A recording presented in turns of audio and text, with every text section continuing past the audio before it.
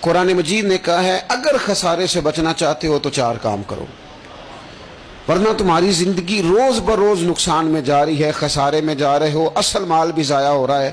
یہ 4 باتیں اگر تم اپنے اندر پیدا کرنے میں کامیاب ہو گئے تو تم خسارے سے بچ گئے۔ کون کون سی؟ الا الذین آمنوا، ایمان لاؤ، پختہ ایمان، یقین کامل کی دولت، یؤمنون بالغیب، غیب پر ایمان، طاقتور قسم کا ایمان، ایسا ایمان کہ جو انسان کو اتنا پختہ کر دے کہ اس کے لیے نیکی کے راستے پہ چلنا آسان ہو جائے اور بدی سے خود بخود اس کی طبیعت اچاٹ ہونے لگے۔ پختہ ایمان ہو، مضبوط، وعاملوا الصالحات، اور پختہ ایمان کے بعد پھر اعمال صالحہ سے اپنے آپ کو آراستہ کرو، تمہاری زبان سچ بولے، تمہاری آنکھیں شرم و حیا والی ہوں، تمہارا وجود جب بھی قبول کرے رزق حلال ہی کو قبول کرے، سوچیں ستھری ہوں، نظریات پاکیزہ ہوں، طبیعت خیر خائی والی ہو، کسی کے لیے اچھے جذبات رکھتے ہو، تمہارا وجود نفع بخش ہو، ہمیشہ کسی کا بھلا کرنے کی خواہش طبیعت میں مچلتی رہتی ہو۔ اعمال صالحہ سے اپنے آپ کو آراستہ کرو، صوم و صلات کی پابندی ہو، نماز کا خیال ہو، نماز کے قیام کا خیال ہو، ظاہری باطنی آداب کے ساتھ اللہ کے حضور عبادت کے لیے حاضر ہونا تمہارا جذبہ ہو۔ ایمان اور اعمال صالحہ، یہ 2 خوبیاں، وَتَوَاصَوْا بِالْحَقِّ، پھر ایک دوسرے کو نا حق کی تاکید بھی کرو، میرا بیٹھ نہیں جانا نیک اعمال کر کے۔ حق نے کی ہیں تیرے ذمے دوہری ذمہ داریاں، خود تڑپنا بھی ہے، اوروں کو تڑپانا بھی ہے۔ میرا تو نے خود ہی نہیں تڑپنا، تیری ذمہ داری یہ ہے کہ کسی اور کو بھی تو تڑپائے۔ وَتَوَاصَوْا بِالْحَقِّ، تاکید حق کرنی۔ ہمارے اندر نا ایک بہت بڑا مسئلہ ہے، 2 حکم ہے شریعت کے، ایک ہے امر بالمعروف، ایک ہے نہی عن المنکر، نیکی کا حکم دینا اور برائی سے منع کرنا۔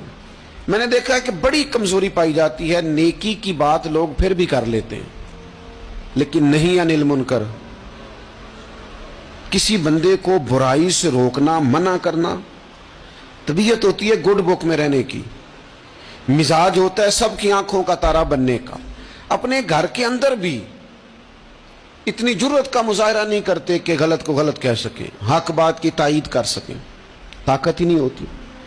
ایسی عجیب سیاست سکھا دی گئی ہے کہ ہر شخص ایک عجیب رنگ میں اپنی زندگی بتانا چاہتا ہے۔ قرآن مجید کہتا ہے خسارے میں چلے جاؤ گے اگر کلمہ حق تمہاری زبان پر نہیں آتا۔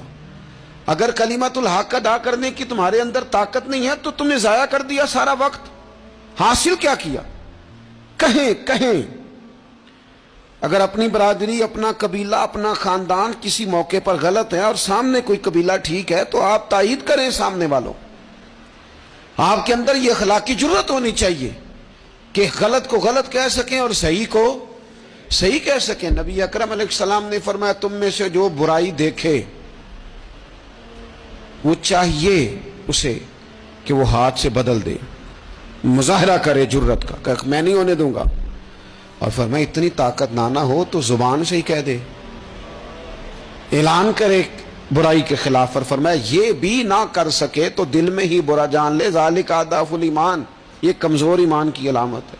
تو حق بات کا مزاج، او جی میں نے اپنی قبر میں جانا ہے، اور میاں آپ کے ذمہ اللہ تعالیٰ نے قانون لگایا ہے کنتم خیر امۃ اخرجت للناس تأمرون بالمعروف وتنہون عن المنکر، تم نے لوگوں کو بھلائی کا حکم دینا ہے اور برائی سے منع کرنا ہے۔ غلط کام ہو رہا ہو تو آپ غلط کو غلط ہی نہیں کہیں گے۔ آپ کی طبیعت اس طرح کی ہو جائے کہ آپ بات چپ سادھ لیں، آپ کی زبان پر کسی مظلوم کے حق میں کوئی کلمہ ہی نہ آئے۔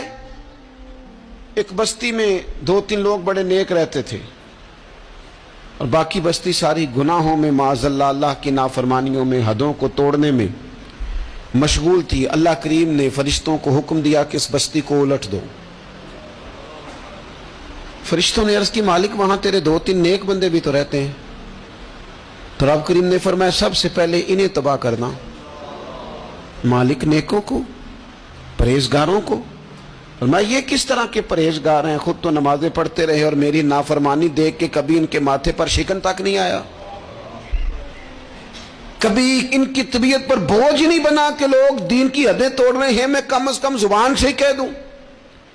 نے کبھی سوچا ہی نہیں کہ شریعت اسلامیہ کو سر عام پامال کیا جا رہا ہے اور کوئی کلمہ ان کی زبان سے ادا نہیں ہوا. پہلے ان لوگوں کو تباہ کرنا خود تڑپنا بھی ہے، اوروں کو تڑپانا بھی ہے.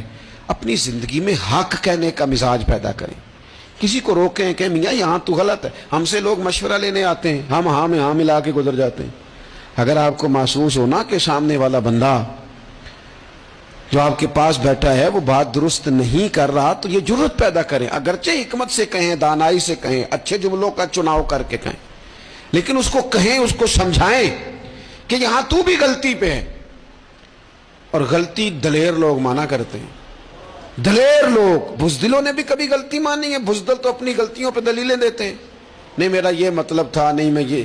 بزدل ساری زندگی کہتے ہیں میں ناکام ہوا فلانے کی وجہ سے، میں پیچھے رہ گیا فلانے کی وجہ سے. او خدا کے بندے تو بزدل ہے اس لیے تو نہیں. اگر تو طاقتور ہوتا تو کم از کم اپنی غلطی تو اپنے کھاتے میں ڈالتا. تو اپنی غلطیاں بھی کسی کے کھاتے میں ڈال رہا ہے، یہ بزدلی ہے. تو فرمایا ایمان لائیں، اچھے اعمال کریں اور حق بات کی تاکید کریں.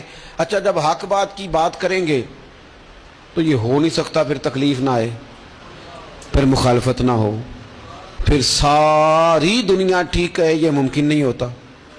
اب مشکل آئے گی تو فوراً کہا وَتَوَاصَوْا بِالصَّبْرِ، ایک دوسرے کو صبر کی وصیت کریں. مشکل تو آئے گی. جب آپ حق بات کہیں گے تو کچھ لوگوں کے مفادات پر چوٹ بھی لگے گی، کچھ لوگ مخالفت بھی کریں گے. آپ کی زندگی اگر صبر و تحمل والی ہے تو آپ کوئی کام کر جائیں گے، آپ کوئی مشن اس کی تکمیل کر دیں گے اگر مزاج میں صبر ہے. اور اگر صبر نہیں ہے، ٹھہراؤ نہیں ہے، چند قدم نہیں چل سکتے، تھوڑی دیر بھی آپ آگے کی طرف نہیں بڑھ سکتے اگر صبر نہیں. ایک تو یہ ہے نا کہ میرا کمپنی میں گزارا نہیں ہوتا، ایک تو یہ ہے نا کہ میرا دوستوں میں گزارا نہیں ہوتا، اور ایک تو یہ ہے نا میرا دفتر میں صبر نہ ہو. ذمہ داری سے کہہ رہا ہوں، صبر نہ ہو تو ماں باپ سے بھی گزارا نہیں ہوتا. میں ذمہ داری سے کہنے لگا ہوں صبر نہ ہو تو بیوی بچوں کے ساتھ بھی گزارا نہیں ہوتا. آپ کو صبر کرنا ہے. مجھے بتائیے چھوٹا بچہ ہے آپ کا، وہ چھوٹا ہے، اسے پتہ نہیں ہے، وہ کچھ ایسے کام بھی کرتا ہے جو غصے والے ہیں، تو کیا آپ اس بچے کو سزا دیں گے؟